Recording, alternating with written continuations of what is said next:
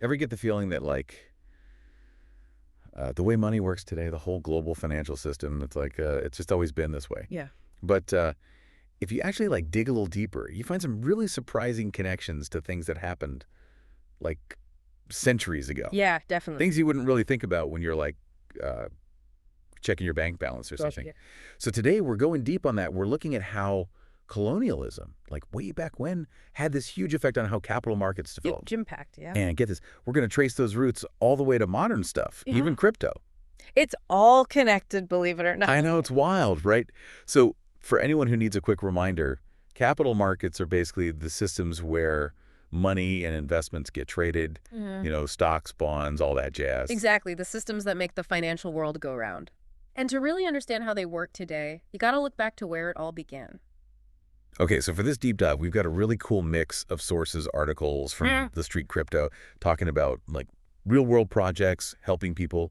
Grassroots stuff, really interesting. Yeah, and then there's this piece from Toronto Metropolitan University's Communication and Culture blog. It's more academic, looking at the big picture of financial structures. Provide some good context, yeah. Then we've got Punch newspapers giving us the view from, like, economic policy and even a study from Frontiers and Blockchain. Now that one's all about the social side of crypto, how communities form around these projects. Fascinating stuff. So many different angles. Yeah, we wanted to cover a lot of ground with this one. Totally. So our mission today is to connect the dots between this historical period of colonialism and, like, its ripple effects on how capital moves around the world. Like, how did we get from there to here? That's the question. Right. And we're also going to explore some surprising links to current discussions about financial inclusion. Like who has access to financial tools and how new technologies might change that whole landscape. Definitely a lot to unpack. Okay. So much to talk about. Let's dive in. Where do we even begin to see these long-lasting effects of colonialism on today's capital markets? Well, this TMU source, this Toronto Metropolitan University piece, it gives us a really solid starting point. Okay. They make this argument that our entire global economic order, like the whole system of capitalism, is tied up with the legacy of colonization. Whoa. So it's not just about, like, countries taking over land. It goes way deeper than that. Way deeper. It Huh? was fundamentally about European powers grabbing wealth and establishing control globally. Makes you think about, like, the whole pursuit of gold back then. Exactly, the claiming of territories, the exploitation of resources, it all fed into the system. And they had to set up these huge global trade networks to move everything around right. Exactly, those were the precursors to the markets we see today. Wow. It's like they were building this system of centralized control and extraction. And it's fascinating to think that something like blockchain with its decentralized nature could be a direct counterpoint to that legacy. Right. So it wasn't just about taking the land. It was about setting up the systems to move goods and, most importantly, the wealth back to the colonizers. Precisely, the TMU piece doesn't shy away from some of the darker aspects of this either. Yeah, it definitely gets into some uncomfortable territory, right? Absolutely. They talk about how the economic exploitation extended to people in some really brutal ways. Like slavery, forced labor, that kind of thing. Exactly. The TMU source really emphasizes that this commodification of human life was baked into the capitalist model from the very beginning. Wow. Like it wasn't some accident. It was a feature, not a bug. Exactly, a core mechanism for generating wealth for the colonizers. And what's really disturbing is how these power dynamics were structured along very specific lines. Yeah, they make a big point about how race and gender played a central role in all of this, right? They became essential categories for organizing labor, for distributing wealth, for wielding power during colonization. It's crazy to think that these things weren't just social constructs. They were used to create these economic hierarchies that benefited the colonizers. Exactly. And the really unsettling part is how this historical organization of labor and wealth continues to echo in present-day disparities. Yeah, we still see huge gaps in income, in wealth accumulation, in access to financial services for marginalized groups. These historical echoes are hard to ignore. It's like a direct line from those practices to the inequalities we're still dealing with today. Sadly. Yeah. The TMU piece also mentions how even later forms of capitalism might have reinforced some of this. Yes, they talk about the rise of neoliberal capitalism in the late 20th century. So like the push for privatization, deregulation, cutting back on social safety nets, all that. Exactly, and they argue that this arguably strengthened the dominance of financial markets. Which often put more economic risk on individuals, right? Right, and as the TMU source points out, Those on the margins of the global economy were hit the hardest. So it's like this double whammy, limited access to traditional financial systems plus increased risk. It's a recipe for exacerbating existing inequalities. Okay, so we've got this historical backdrop.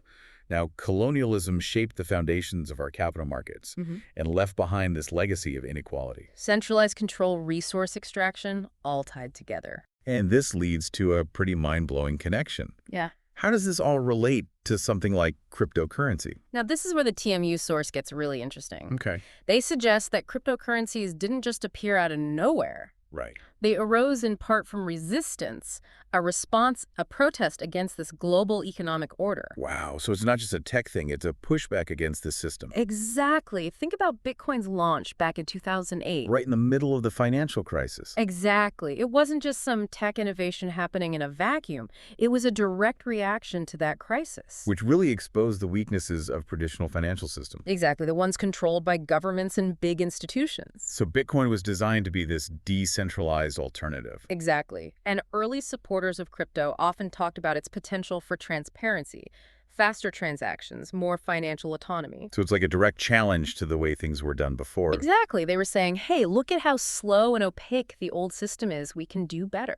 And the whole blockchain technology behind it promised secure peer-to-peer transactions without needing those middlemen. Right, which was a really appealing idea, especially in places where people didn't trust banks or the financial infrastructure was weak. Yeah, if you feel like the system has failed you or left you out, the idea of the decentralized alternative is going to be pretty attractive. Definitely, and this brings us to the whole idea of financial inclusion, something both the TMU and Punch sources talk about. Right. How might crypto help bridge this gap that colonialism kind of created or at least made worse? Both sources see potential for crypto to give more people access to financial tools and empower marginalized communities, especially in the global south. Because in a lot of these regions, the legacy of colonial economic policies has left huge chunks of the population without access to formal banking. Like they can't get bank accounts, loans, that kind of thing. Exactly, and crypto offers a way around that. How so? It lets people save, transfer, even invest money using just a mobile phone. No need to deal with all the bureaucracy and hoops of traditional banks. Exactly, and think about the lower fees and faster transaction times for sending money across borders. Oh, yeah, for people sending remittances back home or doing business internationally, that could be huge. Absolutely. It opens up global markets that were way too expensive to access before. This is all pretty theoretical, though, right? Are there any real-world examples of this actually happening? Oh, there are some really inspiring projects out there. The Street Crypto article highlights this group called Grassroots Economics in Kenya. Oh, yeah, I read about them. They're not trying to reinvent the wheel. They're taking these traditional systems of mutual aid and like digitizing them with blockchain. That's exactly what's so cool about it. They're not coming in with some brand new idea. They're taking something that's been around for ages and amplifying it with technology. So smart. What exactly do they do? They work with this concept called commitment pooling, which is based on these indigenous economic systems where communities would exchange labor and resources. Like you help your neighbor build their house and they help you with your farm later on. Exactly, kind of like informal debts that get balanced over time. Right. And grassroots economics is formalizing these commitments with technology. Precisely, they use blockchain to create these digital vouchers. What are those exactly? They're like secure, trackable tokens that represent a promise to do some work or provide goods or services. So it's like a digital IOU. Kind of, but way more sophisticated because it's all tracked on the blockchain. Okay, so someone helps build a house. They get tokens representing that labor, and then they can use those tokens to get help with something else from someone in the community. That's the idea. Everyone has something to offer. And by turning these offerings into digital assets, they create a local exchange system. That's so cool. And because it's all on the blockchain, everyone can see what's happening, right? Exactly. There's this transparency so you can see how many houses were built, how many farms were tilled. It really helps communities see their collective accomplishments. That's powerful. And it reduces their reliance on cash, which can be scarce. Exactly. They're building this parallel system that operates outside the traditional financial infrastructure. The article also mentioned they use stablecoins. How does that fit in? Yeah, they integrate stablecoins like CELO dollars, which are pegged to the US dollar. So they hold their value more consistently. Exactly. This allows outside supporters to put money into these community pools, and it gives people more options for what they can exchange their vouchers for. It's like boosting the local economy from within.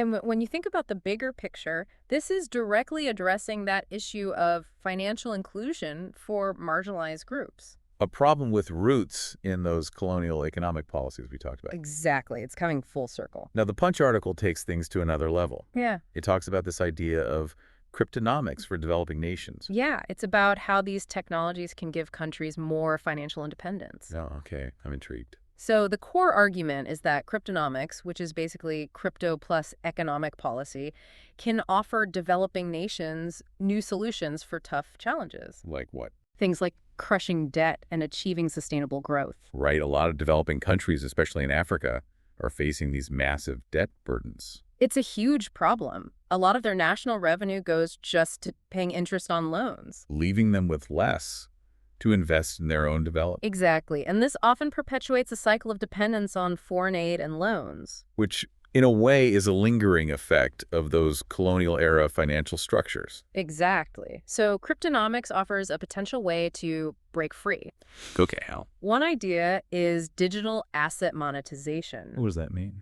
It means developing countries could create and sell their own cryptocurrencies. Like their own national digital currency. Or they could tokenize national assets like natural resources, oil reserves, minerals, that kind of thing. And then sell these tokens on global markets. Exactly. It's a way to generate revenue independently of the traditional financial system. That's a bold move, basically sidestepping the usual lenders. And those lenders often operate within that same old system with all its baggage. So what else does cryptonomics propose? Decentralized finance, or DeFi, is a big part of it. Right, we talked about how DeFi can help individuals access financial services. Well, it can do the same thing on a national level. How so? DeFi platforms can offer lending, borrowing, saving all without needing those traditional banks. Which often exclude people in developing countries. Exactly. So Yeah. this could help small businesses get access to capital spur entrepreneurship and reduce reliance on foreign loans. Okay, that makes sense.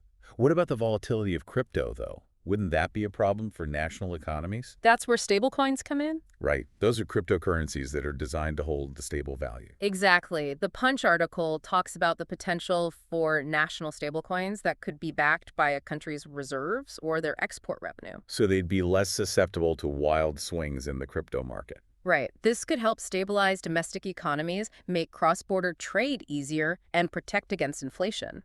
It sounds like it could give these countries more control over their own financial destinies. That's the whole idea. And don't forget about the transparency of blockchain. Right, that could be a huge factor in combating corruption. Absolutely. With all government transactions recorded publicly, it becomes much harder to hide shady dealings. Which could make these countries more attractive to investors. Exactly. And the article also points out that adopting crypto-friendly policies can attract foreign investment and create jobs in the blockchain sector. So it's like a whole new avenue for economic development. Exactly. It allows countries to diversify their economies and not be so reliant on just a few industries. Okay, this is all super interesting, but let's shift gears for a second. Sure.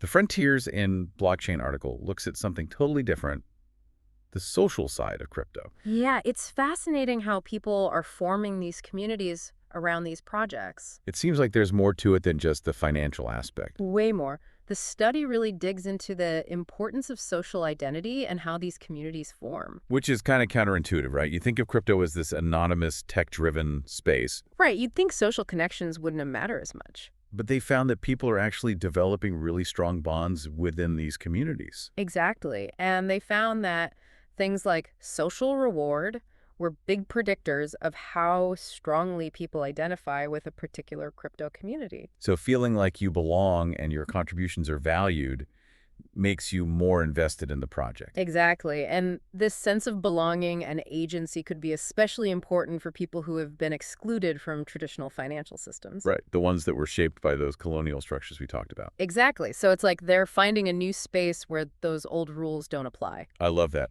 What about the team behind a project? Did they find that trust in the team mattered? It's interesting they found that trust in the team was important for getting people initially involved. So, like, if the team seems competent and trustworthy, people are more likely to check out the project. Exactly. But surprisingly, it didn't directly predict how strongly people identified with community in the long run. Really? Why not? They think it might be because of the decentralized nature of crypto. So it's not about blindly trusting a central authority. It's about trusting the community as a whole. Exactly. And that strong community can act as a form of social capital. Like a shared resource that can create opportunities for everyone. Precisely, and it's potentially a more equitable distribution of resources than what we see in those traditional financial systems. Okay, so we've covered a lot of ground here, from the historical legacy of colonialism to the potential of crypto to reshape the financial landscape. It's a lot to digest. What are the key takeaways from all of this? I think the biggest takeaway is that the inequalities we see in capital markets today are not just some random occurrence. They're rooted in this long history of colonialism. Exactly. Those systems of control and extraction, they laid the foundation for the disparities we still see. And while crypto isn't a perfect solution, it's emerged as a potential response to these issues. Exactly. It offers ways to create more inclusive financial systems, especially in developing countries. It's pretty mind-blowing when you think about it, from the brutality of colonial exploitation to the potential of these decentralized technologies. It's a stark contrast, and it shows how financial systems are constantly evolving. And hopefully evolving in a direction that creates more fairness and opportunity for everyone. That's the goal, and I think it raises a crucial question for all of us. What's that? Given this historical context, how can we make sure these new financial technologies break free from the patterns of the past? Right. How do we avoid repeating those mistakes? Exactly, and how can we build communities and foster social identities that support a more just and equitable financial system? Big questions for sure. It's something we all need to think about as these new technologies develop and become more integrated into our lives. Absolutely. Thanks for joining me on this deep dive. It's been a fascinating conversation. My pleasure, anytime. And for our listeners out there, keep exploring, keep asking questions, and let's build a better financial future together. Couldn't have said it better myself.